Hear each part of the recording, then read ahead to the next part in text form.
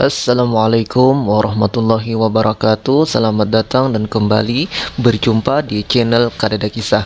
Pada kesempatan kali ini, teman-teman operator, Bapak Ibu semuanya, kita ingin membagikan informasi mengenai info terbaru mengenai perpanjangan pembaruan data pokok pendidikan tahun 2022 ya Bapak Ibu ya, mengenai bantuan dana alokasi khusus fisik ya tahun 2022. Nah, di sini perihalnya Bapak Ibu mengenai pembaruan data pokok Dapodik ya tahun 2022 dalam rangka evaluasi 2021 dan ini Bapak Ibu perencanaan 2023 dak fisik pendidikan Bapak Ibu. Nah, seperti ini dalam rangka perhitungan capaian jangka pendek ya pelaksanaan dak fisik dan alokasi khusus fisik tahun 2021 dan perencanaan dak fisik pendidikan tahun 2023, Kemendikbudristek menggunakan Dapodik ya tentunya menggunakan aplikasi Dapodik sebagai instrumen validasi dan verifikasi data dalam proses perhitungan capaian jangka pendek. Capaian jangka pendek adalah persentase sekolah yang sarana prasarananya memenuhi standar nasional pendidikan. Data pokok juga menjadi referensi dalam ini ya Bapak Ibu, catatannya bahwa data pokok ataupun Dapodik salah satunya tentunya menjadi referensi dalam pengajuan dana alokasi khusus fisik bidang pendidikan. Nah Bapak Ibu, nah, jadi ini adalah sebagai surat edaran mengenai perpanjangan mengenai penginputan rincian daripada dana alokasi khusus ya fisik ya Bapak Ibu. Nah, untuk penginputannya maka penilaian tingkat kerusakan bangunan di satuan pendidikan dilakukan oleh Dinas Pendidikan ya, bekerja sama dengan dinas yang menangani keciptakaryaan dengan menggunakan instrumen penilaian sesuai format yang ditetapkan oleh Kementerian PUPR yang dapat diunduh pada laman ringkas.kemendikbud.go.id form PUPR DAK ya. Kemudian 2, hasil penilaian tingkat kerusakan bangunan sesuai format sebagaimana pada angka 1 disahkan oleh Dinas Pendidikan dan dinas yang menangani keciptakaryaan. Kemudian satuan pendidikan melakukan, nah ini ya Bapak Ibu yang terpenting, melakukan pemutakhiran data sarana prasarana pada Dapodik berdasarkan hasil penilaian sebagaimana pada angka nomor 1 dan diunggah ataupun diupload pada laman sp.datadik.kemendikbud.go.id ya. Kemudian dinas melakukan verifikasi data hasil inputan sekolah dan verifikasi form peningkatan tingkat kerusakan bangunan melalui Datadik Kemendikbud. Nah, ini Bapak Ibu, sesuai surat edaran ini artinya bahwa ada perpanjangan waktu mengenai penginputan data alokasi khusus ya, yang sebelumnya itu terakhir tanggal 31 Maret 2022 ya Bapak Ibu ya, yang terakhir untuk penginputannya. Namun sesuai dengan surat edaran yang terbaru ini, maka akan berakhir pada tanggal 15 April ya. 15 April sampai tanggal 15 April tahun 2022 Bapak Ibu untuk bantuan penginputan dana fisik ini.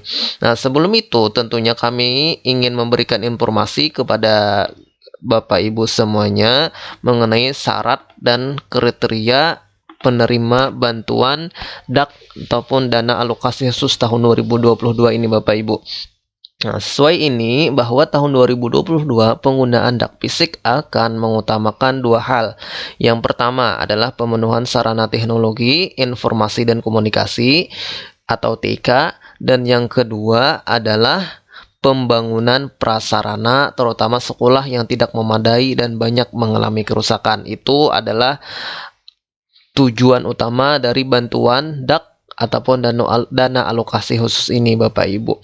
Kemudian, nah ini Bapak Ibu, kriteria yang dapat mengajukan. Nah, untuk kriterianya yang dapat mengajukan bahwa semua sarana untuk pemenuhan TIK dan rehabilitas prasarana sekolah dilakukan mulai jenjang PAUD ya, yang bisa mengajukan sekolah dasar, SMP, SMA, SMK dan juga SKB ya, Sanggar Kegiatan Belajar dan sekolah luar biasa ya. Tentunya instansi ini yang bisa mengajukannya. Kemudian, nah ini kriterianya yang terpenting. Untuk jenjang PAUD, satuan pendidikan yang mendapat dak fisik adalah taman kanak-kanak atau TK dengan catatan Bapak Ibu akreditasinya harus A dan B ya. Serta minimal jumlah peserta didik selain daerah afirmasi sebanyak 24 orang. Sedangkan pada jenjang SD, SMP, dan SMK, dak fisik dapat diperoleh untuk seluruh jenis satuan pendidikan dengan semua tingkat akreditasi ya. Nah, untuk akreditasinya tidak berpengaruh untuk SD, SMP, dan SMK ya. Serta minimal ini minimal jumlah peserta didik selain daerah afirmasi adalah 60 orang ya. Jadi minimal 60 orang peserta didik ya untuk dapat mengajukan dana alokasi khusus ini Bapak Ibu. Kemudian selanjutnya, nah untuk jenjang SMA, dak fisik dapat diberikan bagi semua jenis satuan pendidikan dan akreditasi dan memiliki nomor pokok sekolah nasional ya, NPSN ya tentunya. Satuan pendidikan juga diwajibkan mengisi data pokok selama 2 tahun dan jumlah peserta didik selain daerah afirmasi juga harus minimal 60 orang. Nah, satuan pendidikan yang menerima dak fisik juga memiliki kondisi ruang minimal belajar adalah rusak sedang ya Bapak Ibu ya. Sedangkan untuk pembangunan ruang kelas baru akan difokuskan pada daerah-daerah tertentu. Jadi minimal untuk mendapatkan dana alokasi khusus ini minimal ruang belajar yang misalnya memiliki kriteria kerusakannya rusak sedang, rusak berat ya tentunya juga diutamakan. Nah, bagi pusat kegiatan belajar PKBM ya dan sanggar kegiatan belajar SKB, dak fisik akan diberikan pada semua jenis satuan pendidikan dengan semua tingkat akreditasi pada jenjang SKB dan akreditasi A pada PKBM ya, pusat kegiatan belajar masyarakat, serta dengan minimal jumlah peserta didik selain daerah afirmasi adalah 40 orang. Nah, seperti itu.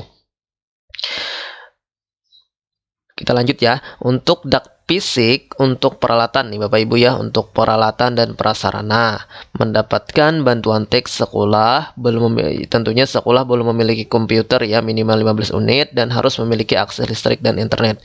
Selain itu, sekolah juga tidak menerima bantuan teks dari Kemendikbudristek maupun dak fisik pada tahun 2020 atau 2021 ya, tahun sebelumnya ya. Pemberian dak fisik untuk peralatan praktik peserta didik juga difokuskan pada SMK dengan kompetensi keahlian yang diprioritaskan ya, dan bantuan sarana diberikan untuk sekolah yang belum memiliki peralatan pendidikan. Nah, ini Bapak Ibu, untuk bantuan rehabilitasi ya, untuk bantuan rehab ruangan ya, diberikan bagi sekolah yang mengunggah lembar kerja hasil penilaian Pemda sesuai lembar kerja dari Kementerian Pekerjaan Umum dan Perumahan Rakyat. Nah, untuk bantuan rehabilitasi ini Bapak Ibu tentunya yang diberikan dak fisik ini yang harus mengunggah lembar kerja hasil penilaian dari Dinas PUPR ya. Kalau contohnya ini seperti ini Bapak Ibu. Nah, ini adalah mengenai analisis dari Dinas PUPR mengenai kerusakan bangunan ya Bapak Ibu. Jadi ini nantinya ini yang akan kita upload dan kita unggah di Dapudik ya, ataupun di SP Datadik Bapak Ibu. Nah, mengenai cara mengupload dan mengunggah ini kita lanjutkan di video berikutnya ya. Nah, mudah-mudahan informasi mengenai dak fisik ini bermanfaat ya bagi semuanya, dan catatan kami tadi yang terpenting ini masih ada waktu untuk pengunggahannya sampai tanggal 15 April 2022 ya Bapak Ibu ya, sesuai dengan surat perpanjangan ini. Mungkin seperti itu. Terima kasih atas segala perhatian. Kami ucapkan wassalamualaikum warahmatullahi wabarakatuh.